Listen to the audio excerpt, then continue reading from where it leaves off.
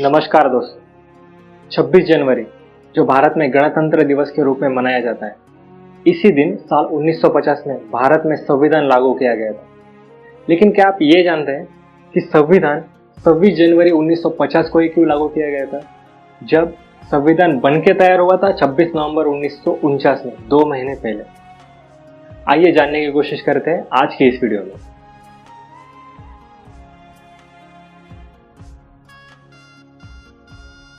दूसरे विश्व युद्ध में अंग्रेजों की हालत बहुत बुरी हुई थी और उन्हें इसका काफी नुकसान भी उठाना पड़ा था। जर्मनी ने लंदन पर 15 दिन 15 रात बिना रुके बॉम्ब गिराए थे और इससे जनता भी बहुत त्रस्त हो गई थी। उस वक्त इंग्लैंड में कंजर्वेटिव पार्टी की सरकार थी, जिसके प्रधानमंत्री थे विंस्टन चर्चिल, और उनके अपोजिशन पार्टी में थे लेबर पार्टी, जिसकी अध्यक्षता कर रहे थे क्लेमेंट एटली। उन्होंने कहा, अगर हमारी सरकार आती है तो हम भारत को आज़ाद कर देंगे, और इस बात का भारत ने भी उनका समर्थन किया। जैसे ही उनकी सरकार बनी, उन्होंने भारत को स्वतंत्र करने का पक्ष लिया। आखिरकार 15 अगस्त 1947 को भारत स्वतंत्र हो गया। 15 अगस्त 1947 को हम स्वतंत्र तो हो गए, लेकिन हम पर किसी का भी शासन नहीं था। तो अंग्रेजों ने कहा, हम आपको तब तक नहीं छोड़ेंगे जब तक आप अपना खुद का संविधान नहीं बना लेते। क्लेमेंट एटली ने अपने कैबिनेट से 3 मंत्री भारत भेजे, जिसे कैबिनेट मिशन भी कहा जाता है। उन 3 मंत्रियों का नाम था क्रिप्स, अलेक्जेंडर और इनके लीडर पैट्रिक लॉरेंस। उन्होंने भारत में आकर 2 महत्वपूर्ण काम बताए। पहला, अपनी खुद की अंतरिम सरकार बनाइए और अगले 5 साल तक ये सीखिए कि सरकार कैसे चलाई जाती है।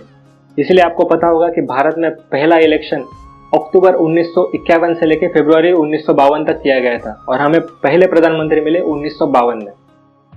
दूसरा काम उन्होंने बताया कि अपना खुद का संविधान बनाइए। जब तक आपका खुद का संविधान बनके तैयार नहीं हो जाता, तब तक हम आपको देखरेख करने में मदद करेंगे और फिर चले जाएंगे।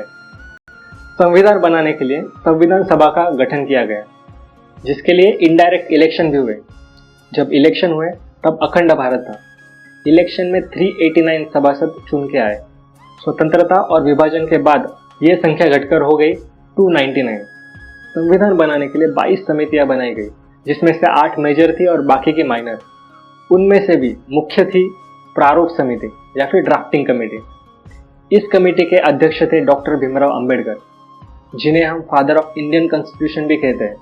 डॉक्टर भीमराव अंबेडकर जी का काम था बाकी सारी कमेटियों में कोऑर्डिनेशन करना, सुझाव देना और फाइनल संविधान को ड्राफ्ट करना।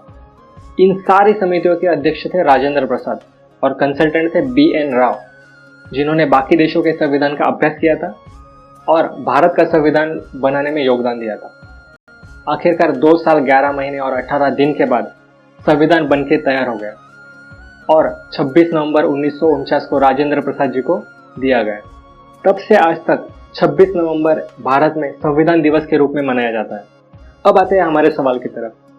अगर संविधान 26 नवंबर को बनके तैयार था, तो उसको 2 महीने बाद क्यों लागू किया, यानी कि 26 जनवरी को क्यों लागू किया गया? इसे जानने के लिए हमें टाइम में थोड़ा सा पीछे जाना पड़ेगा। इंडिपेंडेंस के पहले हर साल दिसंबर में कांग्रेस का अधिवेशन होता था। ऐसा ही एक अधिवेशन 1929 में लाहौर में रावी नदी के तट पे रखा गया था, जिसके अध्यक्ष थे पंडित जवाहरलाल नेहरू।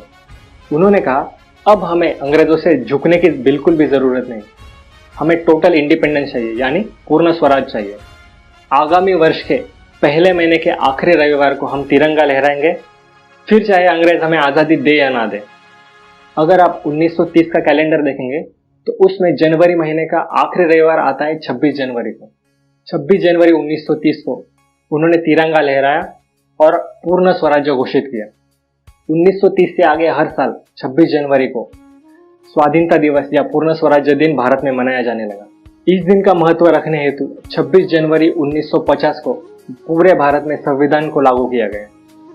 भारत का संविधान पूर्णतः हस्तलिखित है और इसे लिखने के लिए एक कैलीग्राफी आर्टिस्ट को चुना गया था, जिनका नाम था प्रेम बिहारी नारायण रायजादा।